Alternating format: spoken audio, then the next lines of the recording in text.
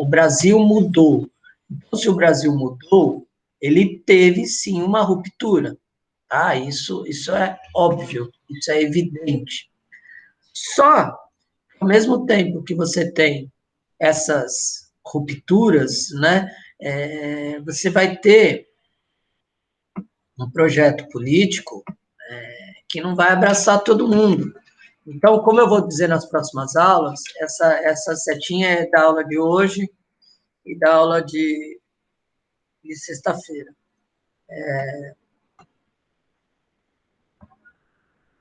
Você vai ter região do Brasil que não sabe que a República foi promulgada. Poxa, como é que um bagulho que muda, né, que deveria ser de todo mundo, como é que um bagulho que deveria ser de todo mundo, em regiões do Brasil que não sabe? Quando a gente for estudar Canudos, a gente vai ver lá que os canudenses, lá do Antônio Conselheiro, não sabiam que o Brasil era republicano, e não sabiam o que é república, né? Então, não sei por que eu esqueci essas duas palavrinhas, mas agora eu já lembrei, já estão aí. É interessante você perceber essa construção, né? E por isso que o nono ano, né, sofre tanto, né?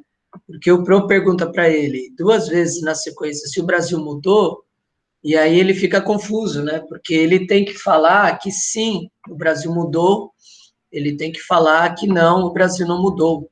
Tá? Então, é interessante essa confusão, né, que fica na sua cabeça no nono ano. Porque você vai ter que dizer, ao mesmo tempo, que o Brasil mudou e que o Brasil não mudou. Né? Porque, de fato, ele mudou. Você não pode esquecer disso. Agora a gente tem uma bandeira nova. Né? Você vai ver na prova mensal, né, eu vou colocar na prova trimestral, lá em agosto, a gente vai pôr a bandeira do Império e a bandeira da República. Mudou, é nova bandeira. Só isso já é um elemento de ruptura, né? E aí vem todas aquelas questões dos próprios sistemas de governo, né? O Brasil era absolutista com Dom Pedro, agora ele tem uma ideia de república, e quando a gente fala de uma ideia de república, a gente fala de rodízio do poder, a gente fala de eleição, que é a próxima setinha, que eu não vou adiantar, não, a gente vai ficar só aqui. Agora, para você pensar para sexta-feira, jogar algumas coisas para sexta-feira, não é deboche quando eu falo que quando você tem a República Brasileira, você tem uma esperança de renovação, né? Você tem uma esperança que o Brasil vai se modernizar, né? Você vai ter gente nesse momento acreditando que a mudança ela é possível. Só que, paradoxalmente, no mesmo momento, ninguém responde essas perguntas, né?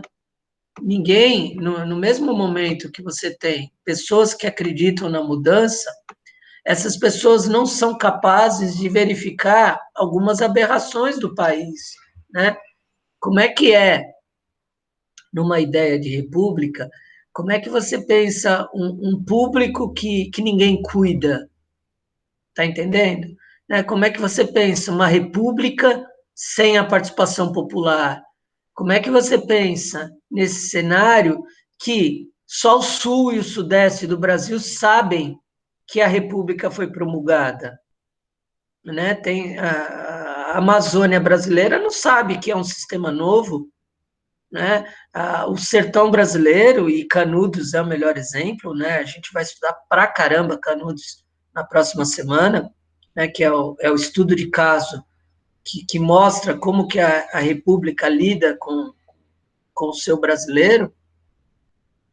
Os caras só vão ficar sabendo que é um novo sistema de governo quando a polícia for cobrar imposto para eles.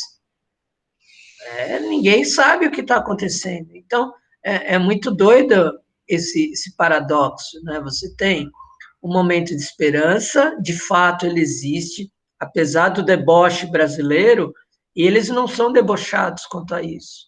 Tá? De fato, você tem uma ideia de que o Brasil está mudando. Tá? E, de fato, está mudando, ora, as bolas. Você tem um presidente É evidente que está mudando.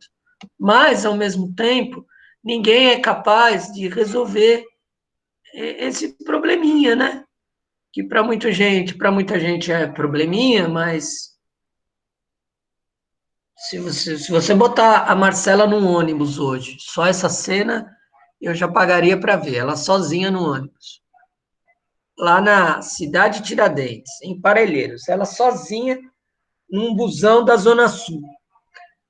E aí, qual é a função da Marcela nesse busão da Zona Sul? Entrevistar todos os trabalhadores que lá estão. E a pergunta que a Marcela vai fazer é uma só: o que é república? Cara, olha, se o busão tiver 100 pessoas, eu acho difícil a gente conseguir 20% de pessoas que saibam de fato o que é uma república, de fato, né, que saibam explicar com começo, meio e fim, né? Porque se a gente jogar a Marcela lá longe na Zona Sul, é todo aquele descalabro que você conhece de Brasil, que você está cansado de ouvir do Pro falar, né? Aquela coisa dos desajustes de educação, né? Você vai ter aluno no terceiro ano do ensino médio, e não me pergunte como, na escola pública, que não sabe escrever. Tá, mas como é que o cara está no terceiro ano do ensino médio? Não faz pergunta difícil para mim. Mas você tem, né? Você tem analfabeto funcional em faculdades hoje. Eu tive um colega na Uninove que era analfabeto funcional. Você sabe o que é analfabeto funcional? Analfabeto funcional é aquele que sabe os códigos, sabe ler e escrever, sabe assinar o nome, mas ele é incapaz de compreender um texto. Ele não entende por que é Chapeuzinho Vermelho foi para outro caminho e que isso significa. Não, não entende. Eu tive colega na faculdade que era analfabeto funcional.